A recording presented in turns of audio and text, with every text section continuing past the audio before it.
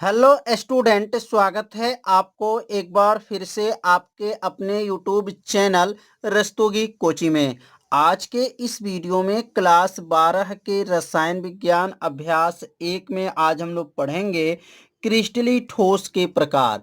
पिछले वीडियो में हम लोग पढ़े थे क्रिस्टली ठोस क्या होते हैं, अक्रिस्टली ठोस क्या होते हैं। यदि उस भाग का वीडियो आप सभी विद्यार्थी नहीं देखे होंगे तो प्लेलिस्ट में वीडियो है, वहां से जाकर के वीडियो को देख सकते हैं। तो अब यहाँ पर आप सभी विद्यार्थी अपने कॉपी में नोट कर लीजिए क्रिस्टली ठोस के प्रकार।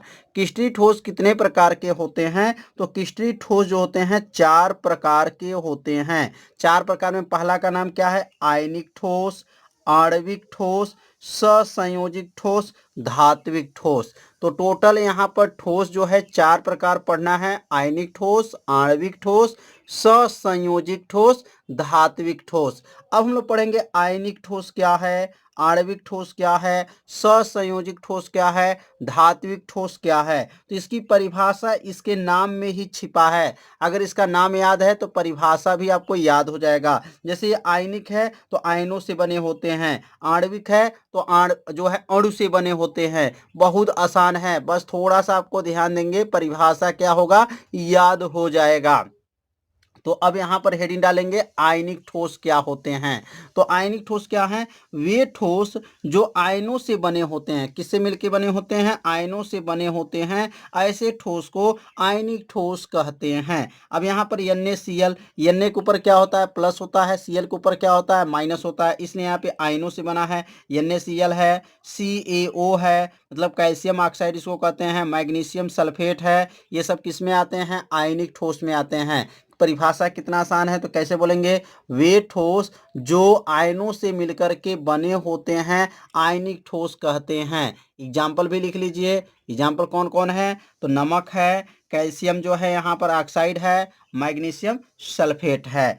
अब यहाँ पढ़ेंगे आयनिक ठोस के गुण क्या होते हैं। आयनिक ठोस के गुण क्या है, बहुत सरल भाषा में बताया जाएगा, जिससे आपको गुण जो है तुरंत याद हो जाए। तो यहाँ हेडिंग को नोट कर लेंगे आयनिक ठोस के गुण। अब आयनिक ठोस के गुण क्या होते हैं, तो लिखेंगे आयनिक ठोस के निम्नलिखित गुण पाए जाते हैं। पहला है आयनिक ठोस 2 प्रकार के होते हैं। आयनिक ठोस कितने प्रकार के होते हैं? 2 प्रकार के। एक धन आयन होते हैं और एक क्या होते हैं? ऋण आयन होते हैं। धन आयन मतलब धन चार्ज रहता है, धन आवेश रहता है। ऋण आवेश इस पे जो है माइनस आवेश रहता है। तो यहाँ पर जो है आयनिक ठोस जो है 2 प्रकार के, धन आयन, दूसरा ऋण आयन। दूसरा लिखेंगे इनके कणों में स्थिर वैद्युत आकर्षण बल कार्य करता है। इन कणों में जो है स्थिर वैद्युत आकर्षण बल का क्या करता है? कार्य करता है। ये दृढ़ होते हैं। दृढ़ मतलब क्या होते हैं? कठोर होते हैं। अगला है इनका गलनांक एवं क्वथनांक अधिक होता है। मतलब जब इसको गलाया जाएगा तो गलनांक क्या होता है? अधिक होता है। और क्वथनांक मतलब उबाला जाता है तो उसका क्वथनांक क्या होता है? अधिक होता है। मतलब क्वथनांक और गलनांक दोनों ही इसमें क्या है? अधिक होता है। पांचवा है यह ठोस अवस्था में कुचालक होते हैं, जबकि जलीय अवस्था में वह सुचालक हो जाते हैं। तो वह ठोस अगर अवस्था में है तो वह कुचालक के रूप में कार्य करते हैं, और जब जलीय मतलब वो लिक्विड अवस्था में हो जाते हैं तो सुचालक के रूप में कार्य करते हैं। तो आयनिक ठोस के यहाँ 4 जो है गुण बताया गया। तो चारों गुणों को जो है आप सभी विद्यार्थी अपने कॉपी में इसे जरूर नोट कर लीजिए और इसे 2 बार पढ़िए। जब 2 बार पढ़ेंगे तो यह आपको गुण क्या होगा? याद हो जाएगा। अब हम लोग पढ़ेंगे आणविक ठोस क्या होते हैं। बहुत आसान है, तो क्या लिखेंगे?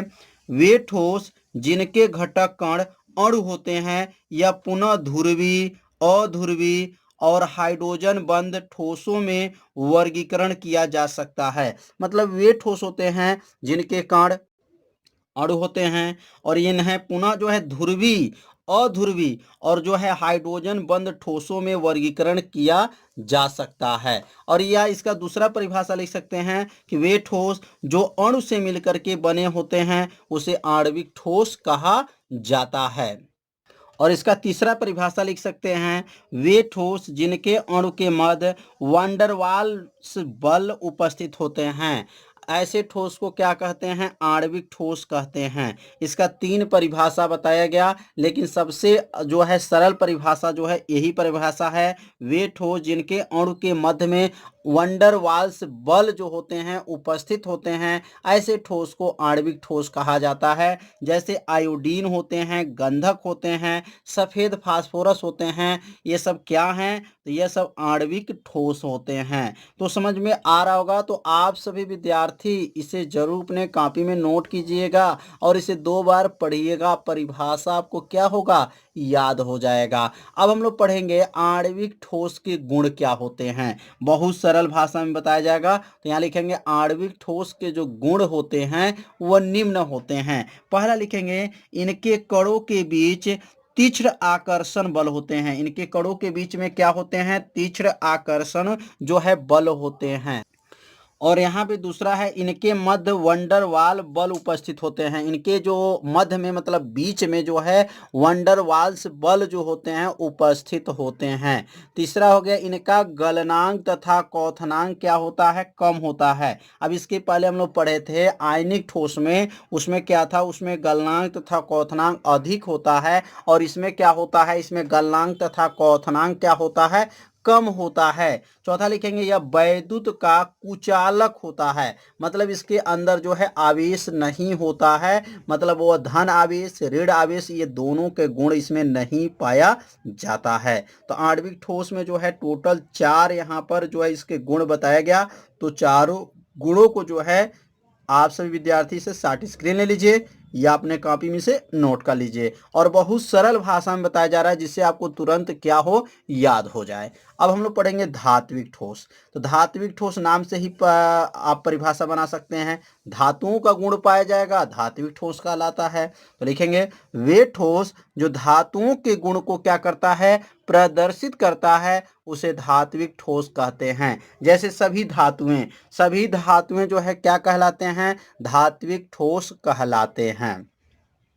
अब यहाँ पे धात्विक ठोस के गुण क्या होते हैं? तो धातु कौन कौन होते हैं? तो आप सभी विद्यार्थी जानते हैं जिसमें आवेश का प्रवाह होता है वही धातु होता है। जैसे लोहा है, यहाँ पर जो है कोबाल्ट है, आयरन है, और यहाँ पे जो है तांबा है, कापर है, सिल्वर है, इसमें क्या होते हैं? करंट बहते रहते हैं।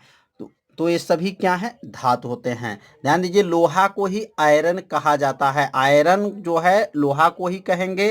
कापर और तांबा दोनों का जो नाम एक ही है, कापर कहिए या तांबा कहिए, दोनों का प्रतीक सेम होता है।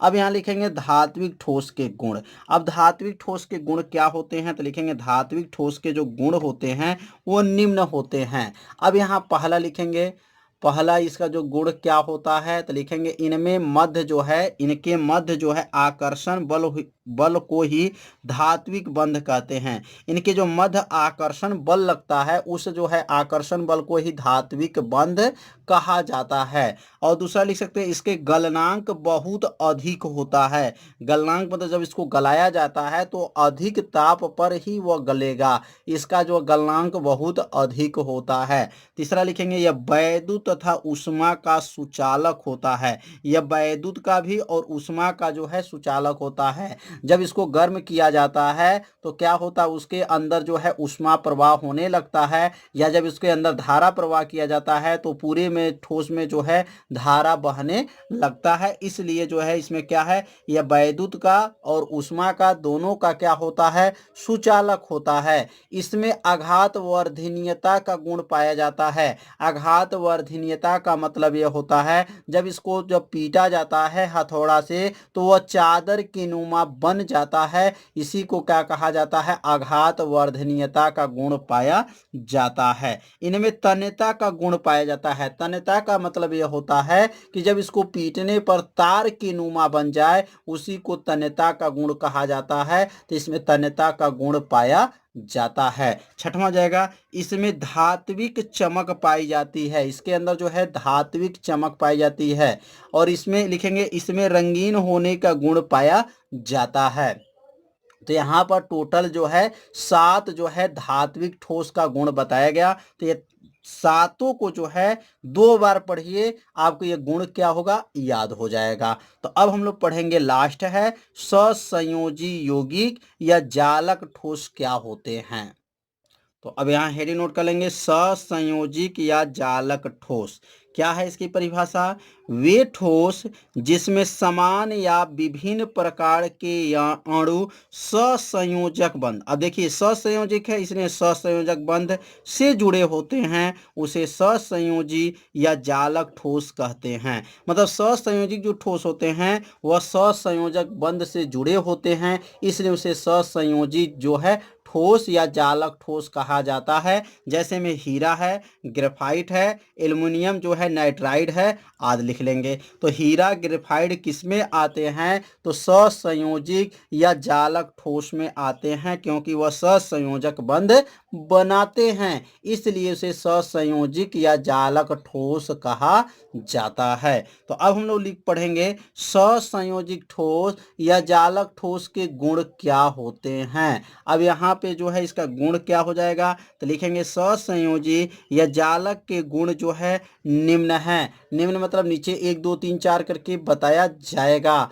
तो पहला हो जाएगा कि यह दृढ़ होता है। दृढ़ मतलब यह कठोर होता है। इसे जो है देखेंगे ससंयोजिक ठोस कैसे होते हैं, तो कठोर होते हैं। इसमें भंगुर का गुण पाया जाता है। इसका गलनांक उच्च होता है। यह वैद्युत का कुचालक होता है। तो यहाँ वैद्युत का कुचालक का मतलब यह हो गया कि इसके अंदर जो है धारा का प्रवाह नहीं होता है, इसलिए वैद्युत का क्या है, कुचालक होता है। और इसका गलनांक उच्च होता है। उच्च का मतलब जब इसको गलाया जाता है तो अधिक टेम्परेचर पर ही इसको गलाया जा सकता है, इसलिए इसका गलनांक क्या होता है, उच्च होता है। तो यहाँ पर टोटल जो है 4 जो है इसके भौतिक गुण को बताया गया। तो यहाँ पर जो है हम लोग क्या पढ़े, क्रिस्टलीय ठोस के प्रकार पढ़े और क्रिस्टलीय ठोस के जो है विशेषताएं के बारे में। क्रिस्टल जालक या त्रिबीम जालक, त्रिबीम मतलब 3 बीमा होना चाहिए, उसमें 3 जो है रेखाओं होना चाहिए। तो यहाँ पे लिखें किसी भी ठोस की वह संरचना जो उसकी त्रिबीम संरचना को प्रदर्शित करते हैं, मतलब उसमें 3 बीमा को क्या करते हैं, प्रदर्शित करते हैं। वह संरचना होता है उसमें 3 बीमा हो, मतलब 3 दिशा हो, क्रिस्टक जालक या त्रिबीम जालक कहते हैं। अब जैसे यहाँ पे देख सकते हैं ये आकृति में यहाँ पर 3 बीमा है, जैसे 1 बीमा, 2 बीमा और एक इधर 3 बीमा है। यहाँ पे भी देखेंगे 1 बीमा, 2 बीमा, 3 बीमा।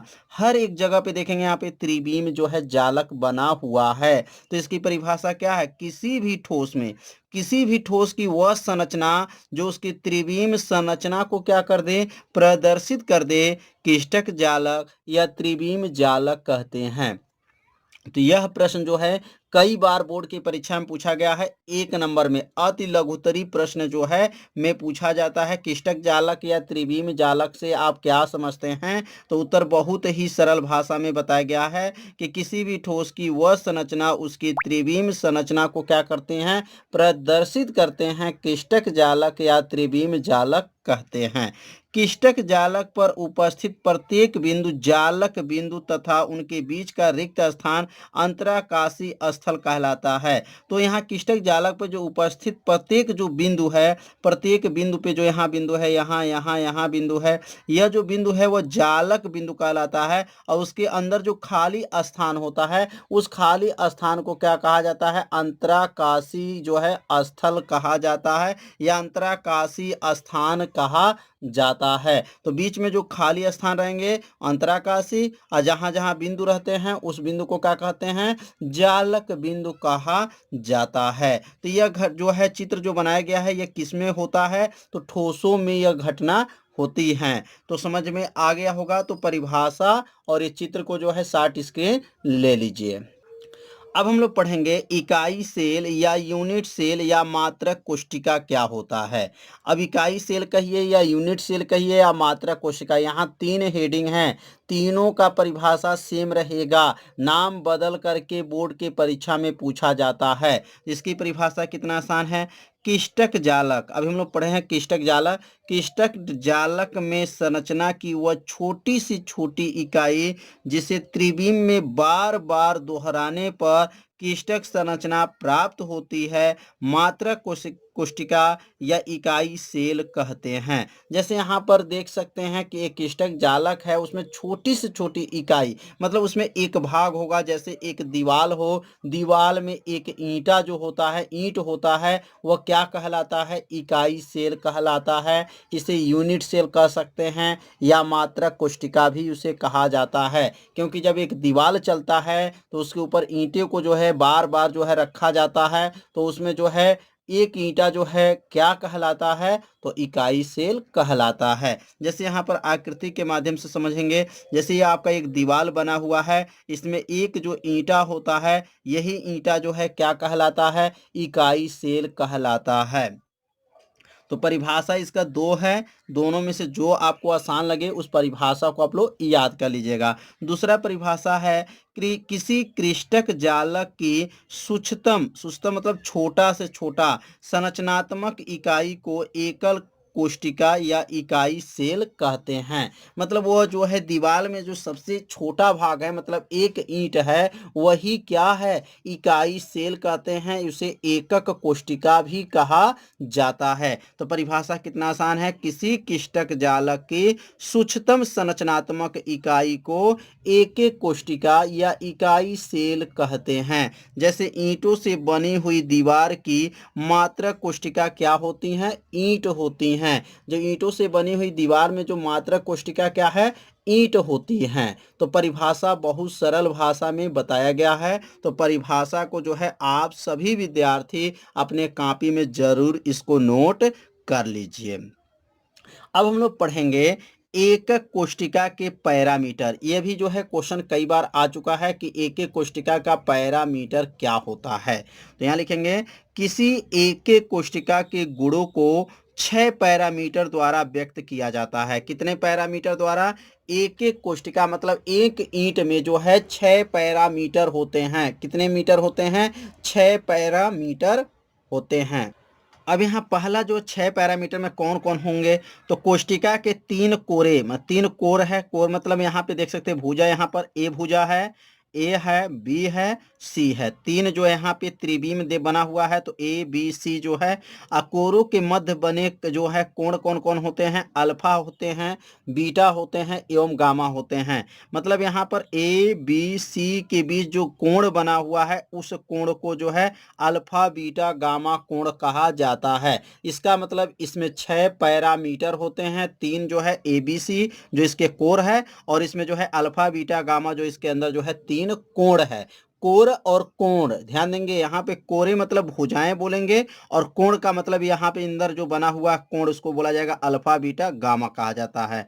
इन पैरामीटरों के अनुसार कुल 14 प्रकार के किष्टक जालक पाए जाते हैं। मतलब इन पैरामीटरों के अनुसार कुल कितने जालक पाए जाते हैं? 14 प्रकार के किष्टक जालक पाए जाते हैं। तो याद रखिएगा एक एक कोशिका के अंदर जो है 14 प्रकार के जो है जालक पाए जाते हैं। यह कई बार कंपटीशन के एग्जाम में पूछा जा चुका है। तो अब जो है इसको परिभाषा को और जो है इस चित्र को जो है आप सभी विद्यार्थी अपने कॉपी में जरूर इसको बना लीजिए। अब अगला हम लोग पढ़ेंगे मोस्ट आईएमपी जो है हेडिंग, एक एक कोशिका या इकाई सेल के प्रकार। एक एक कोशिका या इकाई सेल कितने प्रकार के होते हैं? तो एक एक कोशिका जो है इकाई सेल जो कहेंगे वह निम्न प्रकार के होते हैं।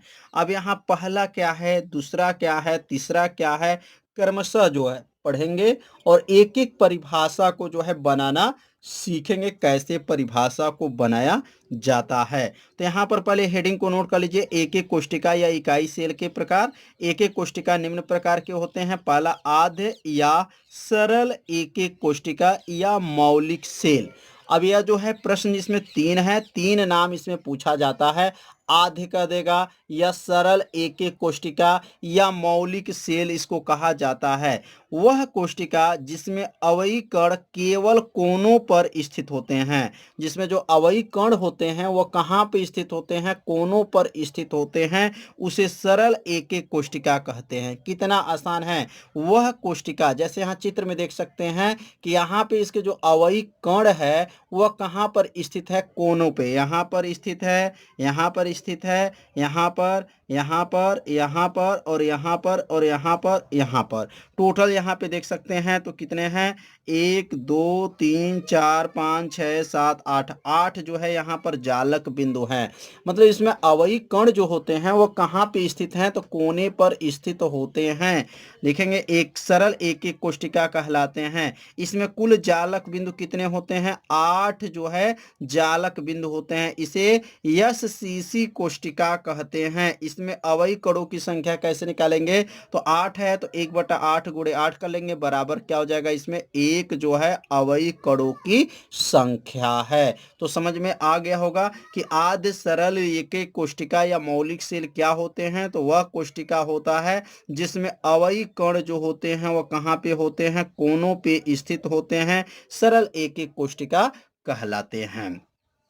तो आज के यह वीडियो में क्या क्या पढ़ाया गया, इकाई सेल, एक एक कोष्टिका का पैरामीटर, एक एक कोष्टिका इकाई सेल के प्रकार में आज हम लोग पहला प्रकार पढ़े सरल एक एक कोष्टिका या मौलिक सेल के बारे में अध्ययन किए। तो आज का यह वीडियो कैसा लगा, आप सभी विद्यार्थी जरूर कमेंट कीजिएगा, वीडियो को लाइक कर दीजिएगा और चैनल पे यदि आप पहली बार आए होंगे तो चैनल को सब्सक्राइब जरूर कर लीजिएगा। तो कल इसका दूसरा प्रकार पढ़ेंगे। तो आज का वीडियो में जो है इतना ही रहेगा, मिलते हैं अब अगले भाग में। तब तक के लिए सभी विद्यार्थियों को नमस्कार।